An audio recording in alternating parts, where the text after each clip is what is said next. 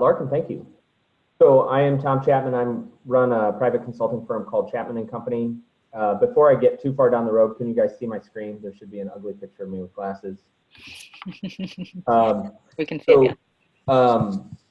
My firm specializes in working with communities that are working on trying to figure out how to baseline their metrics. So, I get the question periodically from my peers, those who work in entrepreneurial ecosystems, why would I be interested in providing this content to people so that they can level up? And it's really because I think this is where we have to start the conversation, that there has to be a baseline level of understanding of what are we measuring, how do we measure it, how do measurements work, all of those sorts of things.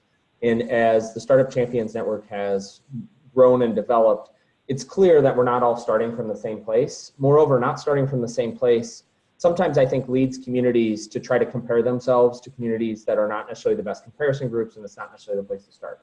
So in terms of my background, I've worked in more than 20 states now with communities as small as 1,500 and as large as a couple million with regards to setting baseline metrics for their community as well as doing a local study.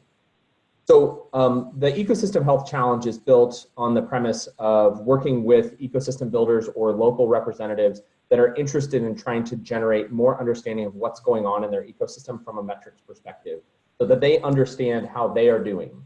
Within that, I would generally say the best thing to do is to compare yourself to yourself rather than to compare yourself to others. But it's often useful when you're having conversations with public leaders, et cetera, to be able to put some comparison in place. So the first step, the first couple, I'm going to call them courses because I don't have a really good sessions, maybe is a better thing, really goes to meaning. So do you have a mission, vision, and metrics that are consistent together? And how do you understand how those measurements work towards your outcomes? So we have created sort of our own model to talk about ecosystems, which is not the only model out there. There are good models around. Most of the way we're going to talk about metrics is based off our model, but can easily be interpreted or changed over to another model.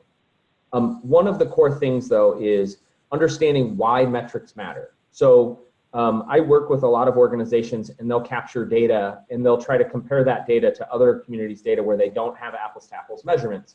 They will collect data that doesn't actually work towards whatever their goal is.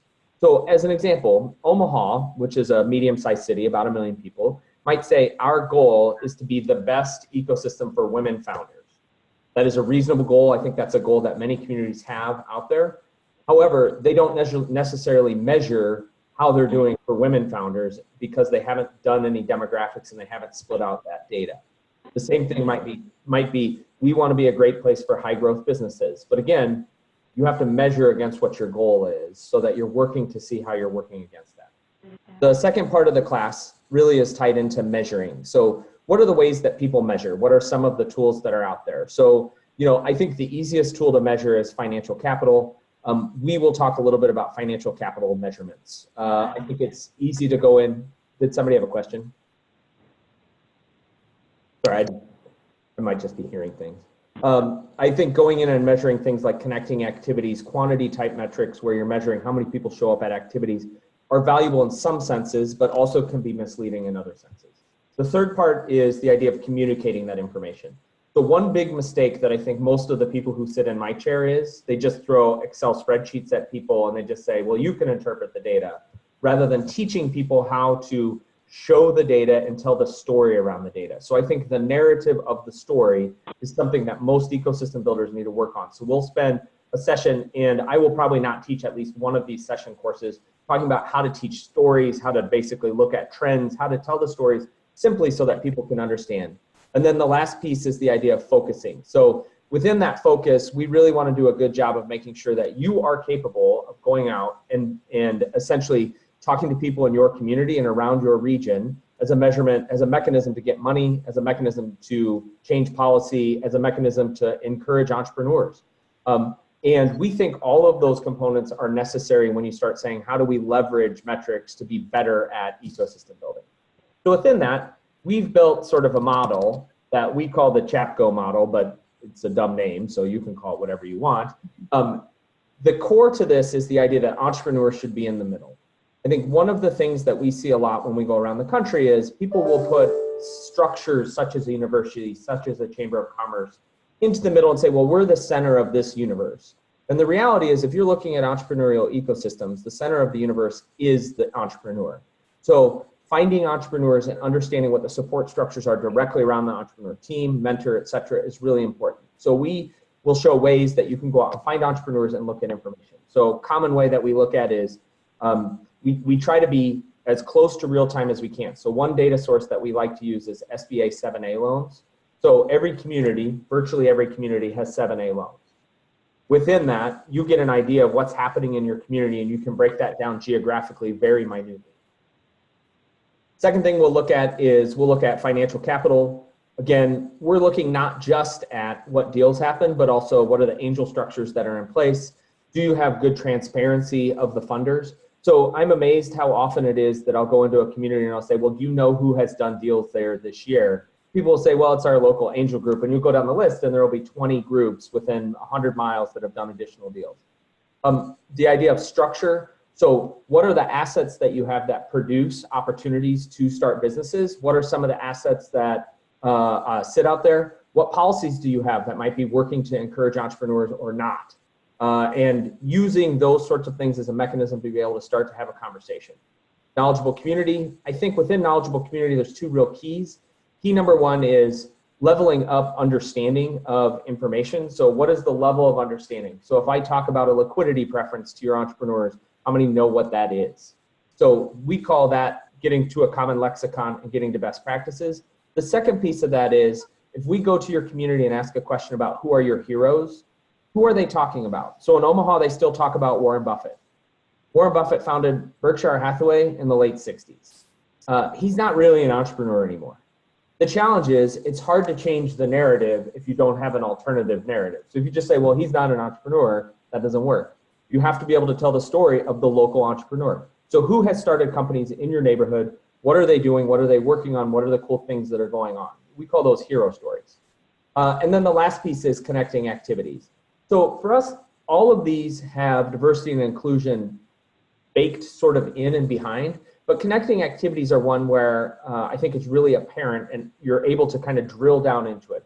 So the example I would use is, I am an upper middle class white person in Omaha, Nebraska. When I walk into a room, the room lights up differently for me than somebody who maybe is a poor African American from the same community, meaning I have access to an angel group, or I have access to capital, or I have access to a co-founder that somebody who grew up differently than I did maybe doesn't have that same access.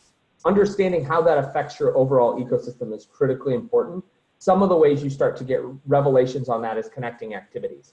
So as an example, Larkin and I went to an event last week, and at the event, we were talking about the fact that there were very many white male people wearing blazers. That activity is very different than if you go to the same sort of thing in a neighborhood of color, or if you go to the same activity in different markets other than Omaha or Lincoln. So understanding both your strengths, but also your weaknesses and places to grow, connecting activities is one of those places we can go. All of that will help you shape what your mission and vision are gonna be. You shouldn't start off and say, we're gonna be number one in this thing when you don't know where you're starting from. It may be that incremental steps are actually really important. It might also be that you discover that there are elements that you're really good at that you didn't even know existed.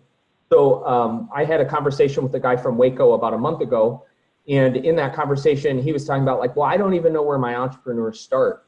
And so I just pulled up real quick the Bureau of Labor Statistics for Waco, Texas, and looked at their location quotients. That's a dorky term that you'll learn more about if you take this class. Within it, there are a significant amount of people that I would put in built landscape technology, but specifically around concrete. He's like, that's interesting because the guy who funded my accelerator made a lot of money in concrete. And so understanding, knowing that subjectively versus objectively and having data to put around it is a really important step. Here's an example of some of the sample statistics that we use.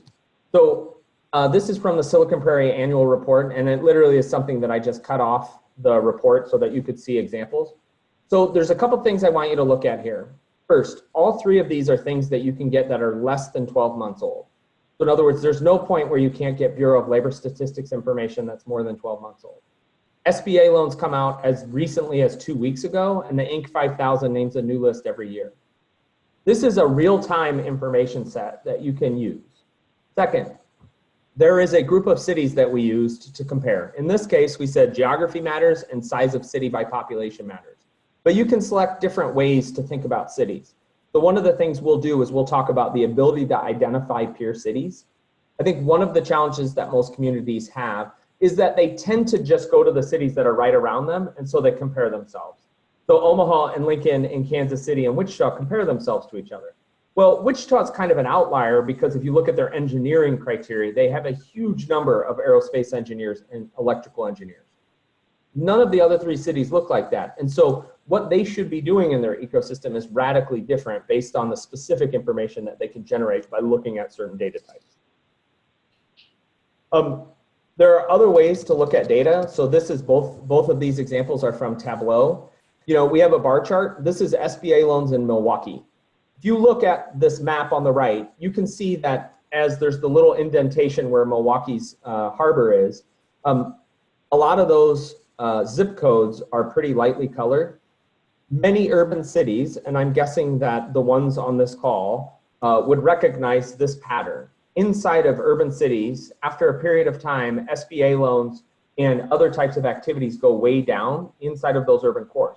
Those urban cores are often poorer. They often have more underrepresented groups, etc. But you can see the pattern of how this is happening. So if you're thinking about how to deploy this into your community, this gives you a path to be able to visualize for people and tell a story that's a little bit different than just saying like, we just don't know who's getting SBA loans, or we know that this group needs to get more SBA loans. Instead, you can put data in front of people and say, you know, on a raw number, we're creating in the neighborhood of 10,000 jobs over this decade using small business as an example. Here's our data, but most of those jobs are being created outside of our urban core.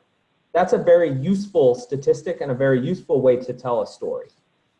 So with that, we basically have 6 learning outcomes that we're really trying to get to. So learning outcome number 1 is understanding why mission and vision relate to metrics and measurement. It's often one that we'll teach, but you will really be required to teach the rest of your community while you're having this conversation. Learning outcome number 2 is identifying good measurements versus ones that have fundamental flaws. So I was reading the Startup Genome report that they do annually every year, and I was looking at it, I'm like, man, there's so many good measurements in here. There's a couple that you look at and you just say, man, this is like 8-year-old data. Like, this isn't super useful. And like one of the challenges of that report, and by the way, they do great work, so this is not an indictment. Some of their data sets require you to have 5 million people or more, just because they're looking at heavy counting statistic. So in a city like Omaha, I don't know how to compare 20 versus 200 in Toronto. Like, I don't know if that's good. I don't know if that's bad.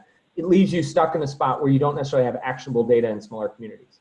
3, we will do some elementary statistical understanding of economic measuring tools.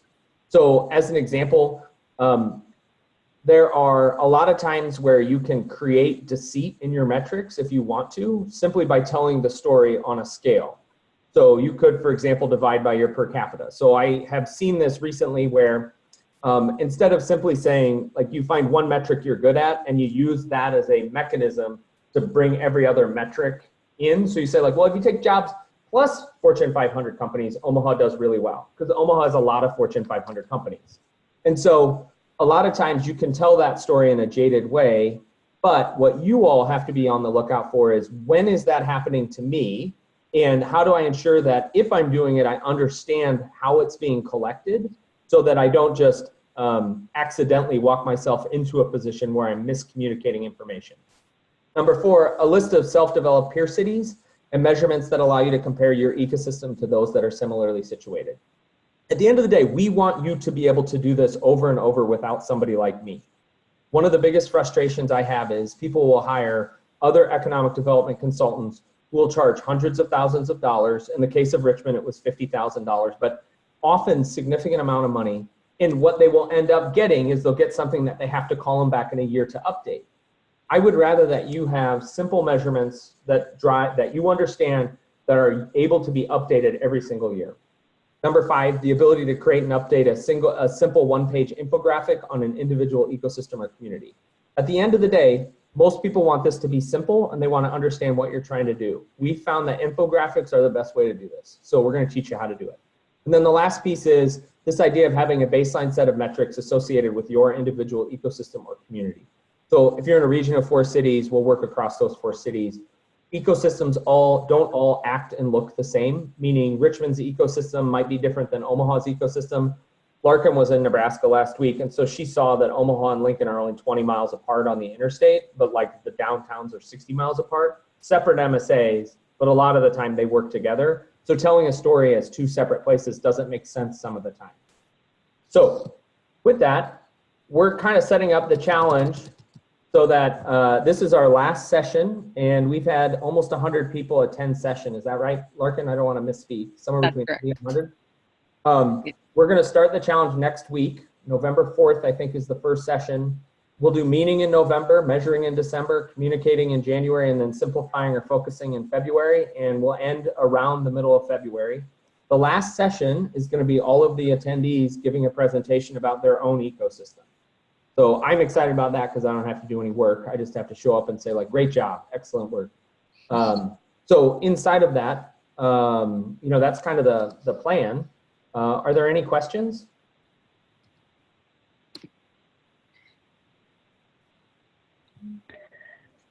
This is Jennifer Morgan from Go Virginia Region 6. I think for me, it'll help conceptualize what this would look like. Could you give us like an example of like a start to finish project of like what that would look like? Can you tell me a little bit more about where you're at? What do you mean? What size community do you live in? Kind of what part of the state are you in, et cetera? Yeah, so I cover the Fredericksburg, Virginia region, which is 4 counties and 1 city. And then also the Northern Neck and the Middle Peninsula, which is 4 counties and 5 counties respectively, or 6 counties respectively. But so like each of those are their own individual subregions. And so we want to look at like what's the entrepreneurial ecosystems within each of the subregions and then overall. And so how would that, like how would I go about approaching this challenge? So there's probably 4 or 5 things that I would say are important. Number 1, you'll have to be relatively clear about the definition of the area that you are covering. So if you want to cover the entire region that you just described, we'll probably need to make sure that you have a list of all the cities in there. In general, we collect data in 3 different ways: county, city, and MSA. My preference is MSA just as a person because I think it is the more natural environment. So, but what you just described is probably not an MSA. It's probably a micropolitan plus small cities. So we'll sort of artificially construct a region for you. Within that region will then become the unit that we use to start looking at things like financial activity, connecting activities, et cetera. That process will rely a little bit on my training and some of the databases that I'll expose you to, but some of it will involve you going back out and talking to either local program people. So like if somebody's running a 1 million cups, you might talk to them about attendance, things of this nature. And what you're trying to do is aggregate data. Then kind of the next piece will be once you have an aggregated data set, so we're looking at data, we'll start to say, well, what are we trying to accomplish? And that will really get back to what is the vision that I want to have accomplished. So within that, you'll probably establish 2 or 3 sort of core things that you think are improvement. And that will drive kind of the final product, which is, okay, we think we're trying to do these 4 things. We'll put an infographic around those 4 things that say, this is where we are, this is where we want to be. And we'll put some measurements that say, these are the things that we have to do. These are the ways that we're going to measure them and whether or not it's successful or not. So that over the course of a relatively short period of time, you know whether or not you have succeeded or failed. And my read on this is generally people put pretty outlandish measurements out there. So they'll say, I want to double the number of whatever. So we were working with a city in the upper Midwest, Milwaukee specifically. They were talking about doubling their talent workforce in IT. Having a good baseline number is the first step. So in this particular case, they had hired somebody that had given them a crazy number. So they had included business analysts and a bunch of stuff that diluted their denominator. In diluting their denominator, it made it almost impossible for them to be able to double their workforce. Whereas if you are pretty narrow about what you're trying to accomplish and are pretty focused on what that measurement looks like, it creates a real mechanism to create programmatic change. Is that helpful? Yes, that makes sense. So at the end, you'll get a one-pager that you can tell your people, and you'll get basically a scorecard that says, this is how we're doing against peer cities. But that scorecard will be based on whatever your goals are, not simply just like, hey, here's 50 other counties in Virginia. Okay, great. Thank you.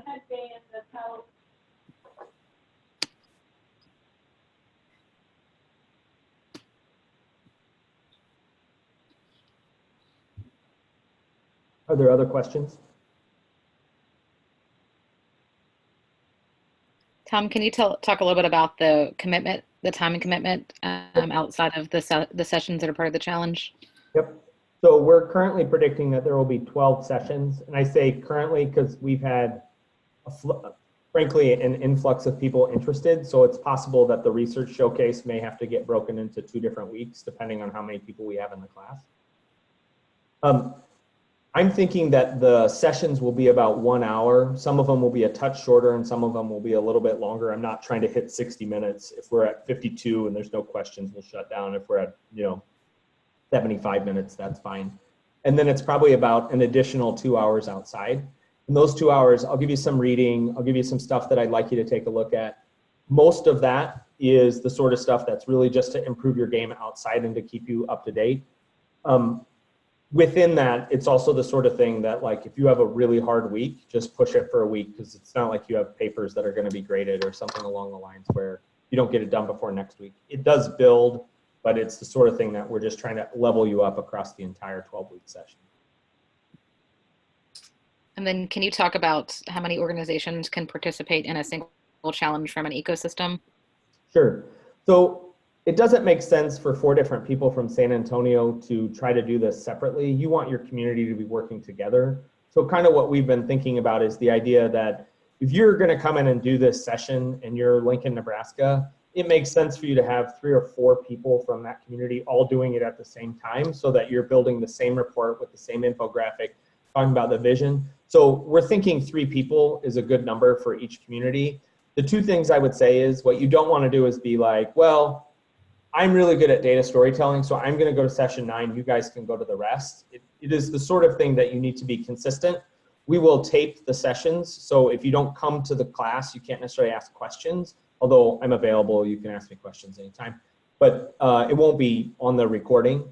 So you'll be able to catch up should you miss a week, if you're sick, if you have a child who's sick, etc. I mean, this is a pretty, the intent is to help you. I mean, the intent is not to be rigorous about exactly how it's going to work.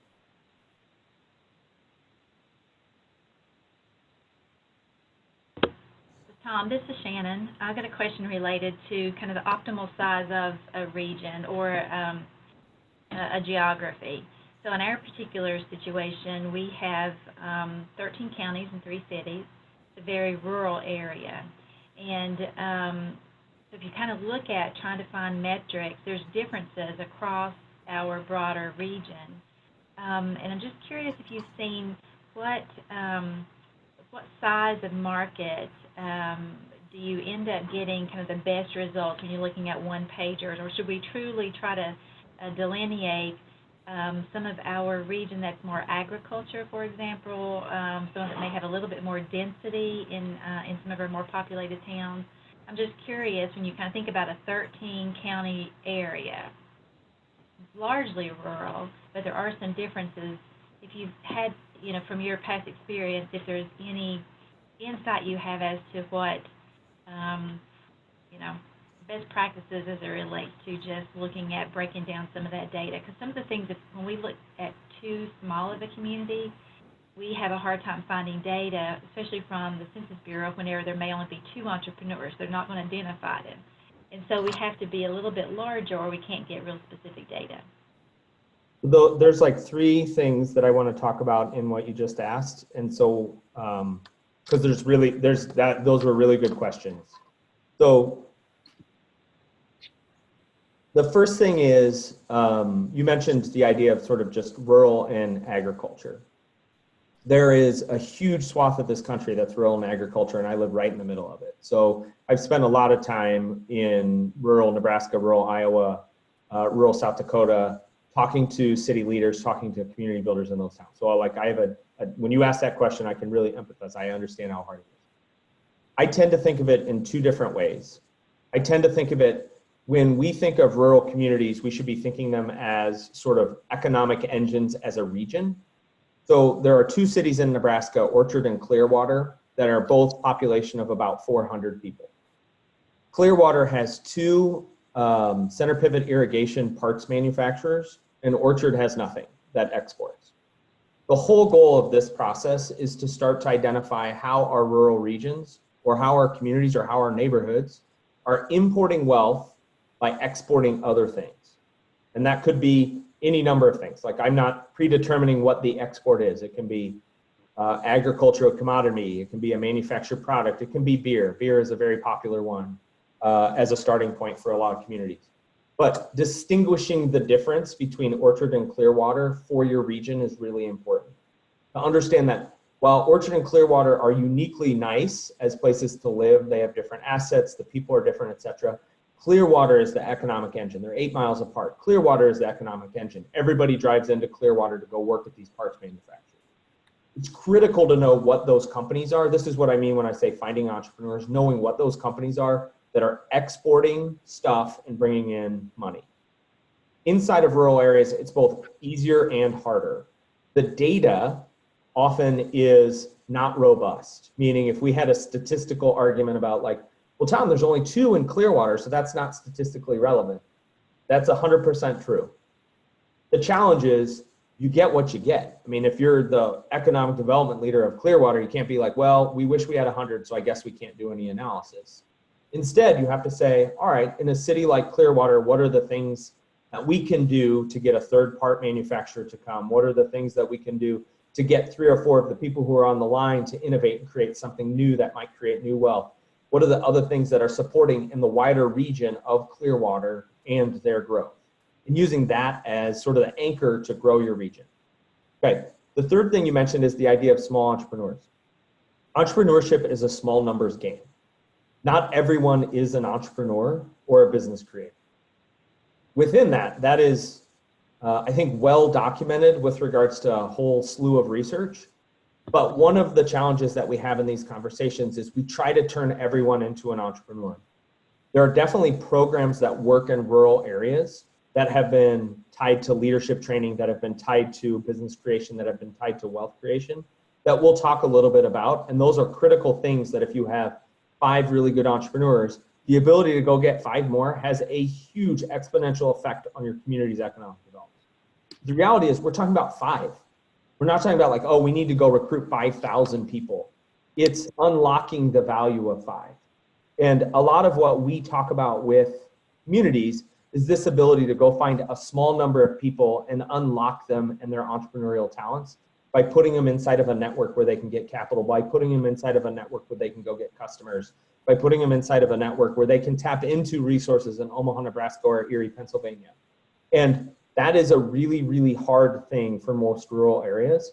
So at some level, one of the biggest benefits for a rural area in this particular session is you're going to hear about what's going on in all these other communities. You're going to figure out ways that you can sort of create opportunities for your community working with a Phoenix or a Baltimore or an Omaha. So, I mean, I think of it that way. In terms of the specific region, I would probably sub-measure my cities, and I would probably measure the region kind of writ large. So if you have a city of 50 or 60,000, there will be enough SBA data, there'll be in an MSA, et cetera. I would sub-measure that type of city, but I would make sure I covered the whole region. Part of the way I think of that is, since Bart's on the call, I'll give sort of I'll say something nice about lawyers. The lawyer in one of those cities is probably doing most of the transactional stuff. And so in many ways, your ecosystem exists in a sort of symbiotic relationship with the cities, even though there's probably tension politically, even though the actual ecosystem is outside of the politics. And it's about, where do I get my resources? Where do I get my employees? Where do I get, and the city will act sort of as a mechanism to do some of that stuff.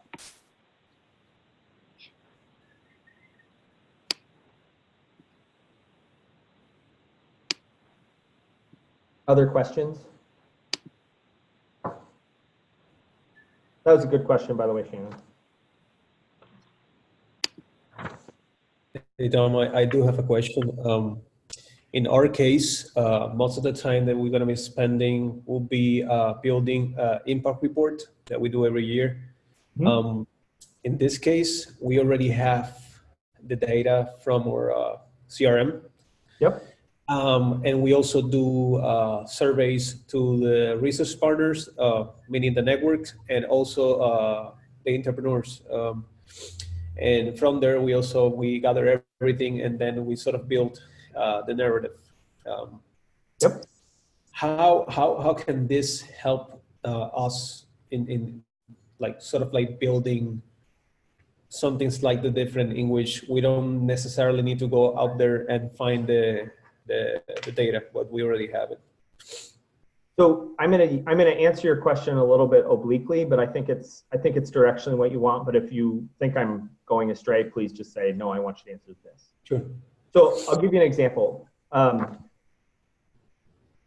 Surveys are great information when it comes to actually doing the work. And I think everybody, and this is one of the, we talk about interviewing entrepreneurs and surveys in the class list. The challenge is if you take that survey data and you say, well, how does this compare to Lakeland, Florida? Because that's a group we want to think about. You don't have a way to really compare because you don't have apples to apples comparisons. So subjective data is super valuable when it comes to doing work. But finding out ways that you can have subjective data that crosses over so you can see how you compare to other places is really important.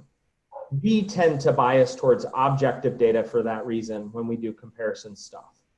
So as an example, if you have good information about the people who are coming through a small business development center in Puerto Rico, you can go look at SBDC type information from around the country by knowing where the database is to see what's going on in Nebraska or what's going on in Virginia. And you can start to put some information around that. One of the challenges is Puerto Rico is small compared to Virginia, not just geographically, but on a population basis. So if you just are doing raw data comparisons, you're going to end up with less in many instances. Yep. And so figuring out how to put some statistics around it, how to normalize, how to do some of that are things we're going to talk about.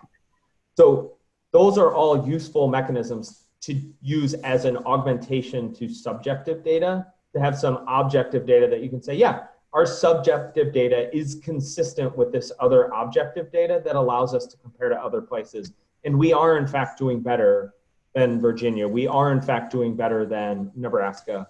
And that I think is useful in the narrative because people, I mean, frankly, people like to feel good about themselves.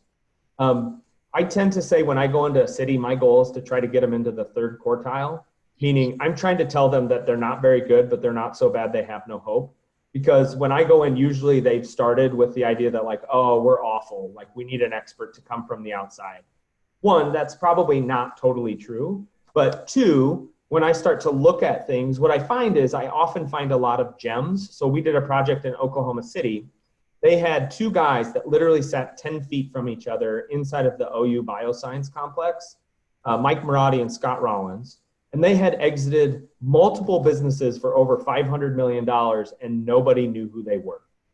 And it's just like, you discover this stuff by having some clarity about how you're going about collecting the information. And then we went and talked to him and we did this interview with Mike and we were in this coffee shop and there were probably, it was a big coffee shop. There were probably, I don't know, 50 people in there. No, I mean, like when I say nobody knew who he was, this guy had just sold a business for $200 million and not a single person came to talk to him for 2 hours.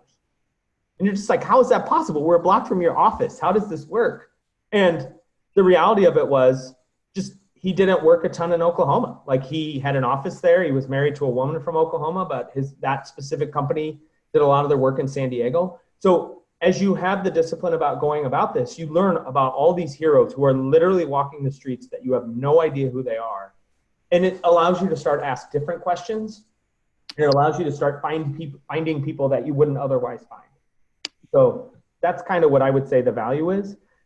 The second thing I would say is like the value for you is also to be able to say like, here's some questions we asked. Do those sound like reasonable questions? And you're going to get 10 other people that are going to be like, oh, we asked a similar question, but we found that certain groups didn't answer the question the same way. So we changed it this way. And that's not necessarily going to be me. That's the group kind of working through some stuff together. And I think there's a value to having that expertise around the country. Sure. And part of that, honestly, is the value of the Startup Champions Network. I mean, I'm the chair, so I'm supposed to say these things, but I truly believe it or I wouldn't be the chair. Like, getting to hang out with people like Larkin, who is like a brilliant developer of stuff, is exciting. So Larkin came to my office last week, and I'm not kidding you, within 5 minutes, she had created a co-working space in the back. She had redecorated like where we have our food. Because I'm an idiot researcher. Like, if you saw my desk right now, you would be embarrassed for me. It's just got piles of crap. And she built this beautiful space and drew a picture and like all it, like having people around you that know different stuff is really important. And Startup Champions is so good at doing that. Awesome. And a little bit of a side note, you mentioned Omaha and Iowa, and I was kind of shocked because I spent a lot of time in Iowa. I went to school in Iowa. So I spent about 10 years living in Iowa. And it's rural. It's pretty rural. Yeah, it is. I was in Ames, Iowa State, and I worked for Extension and Outreach for about 3 years there too. So I kind of know the area very well. I spent a lot of times up in northern Des Moines and in Ames and around that area. One of my first customers for the last company was Charles City, which is about an hour north of Fort Dodge. And so I stayed probably, I don't know, every day in Ames for at least 1 day a month for about 2 years. So I've spent a lot of time in Ames. Awesome. All right. Thank you, Tom. Thank you.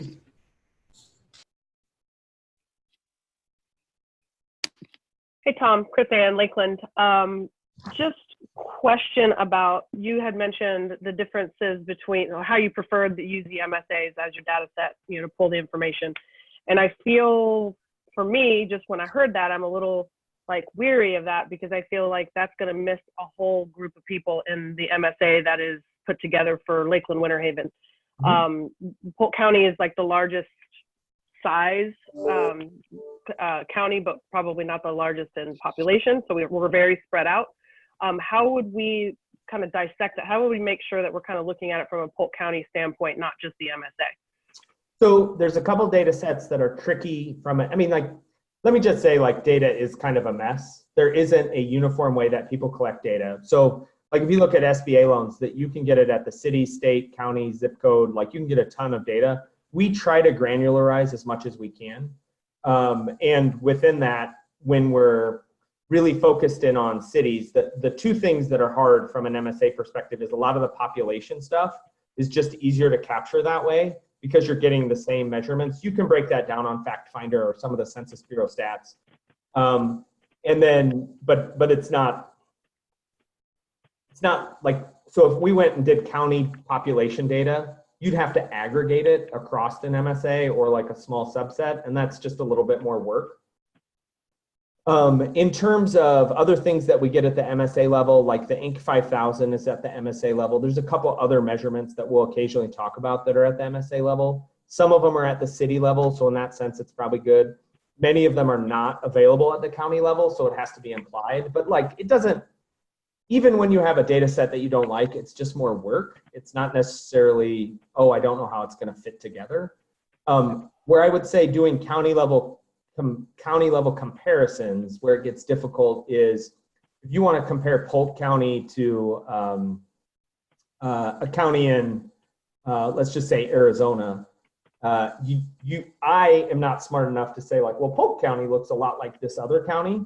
We'll teach you how to do peer comparisons based on data sets. So like how to look at counties and start to go like, oh, they have a similar breakdown in terms of number of people. They're similarly situated near this type of entity. They have the same types of jobs, some of this stuff that will be useful. But I will say, particularly the rural folks who are on the phone, I'm not sure how detailed we'll be able to get in on that because a lot of the comparisons depend on a relatively nice denominator. And so the idea that like we'll be able to do really good analysis of like a 6-digit NAICS code in a county that has 800 people, Nebraska has 7 of the 10 smallest counties in the country, is just, that just won't happen. Like we will need a bigger region because it just won't be meaningful data. There's just not enough numbers there.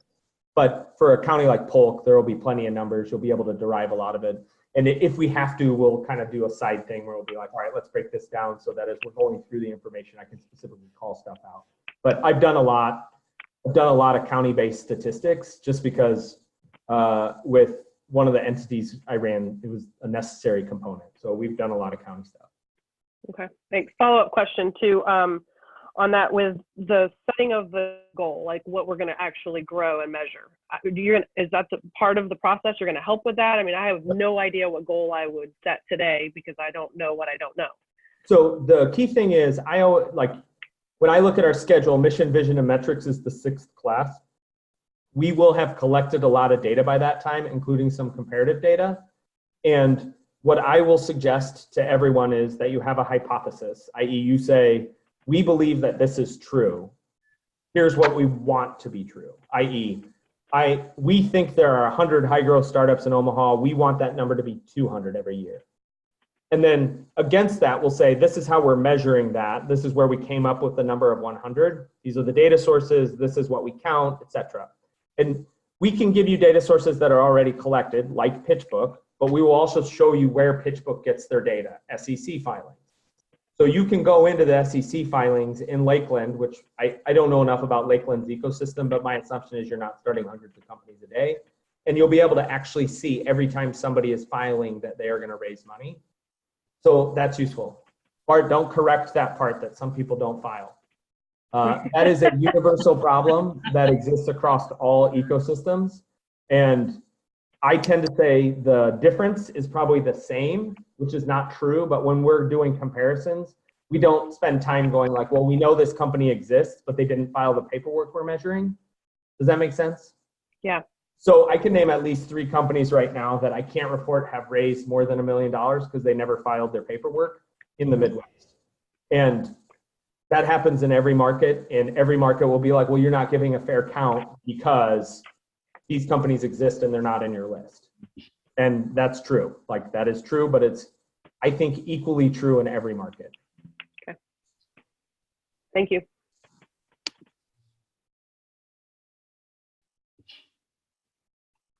Other questions? We've run way over, so I appreciate y'all staying with me. I'm wordy. Thank you, Tom. And then just to clarify, next week, as Tom mentioned, is when we will start the first cohort. The deadline will be by this Friday for anyone that wants to sign up to be invoiced for their community. We'll send follow-up information. We'll send this deck out so you can look through that or share that with anyone within your ecosystem as well.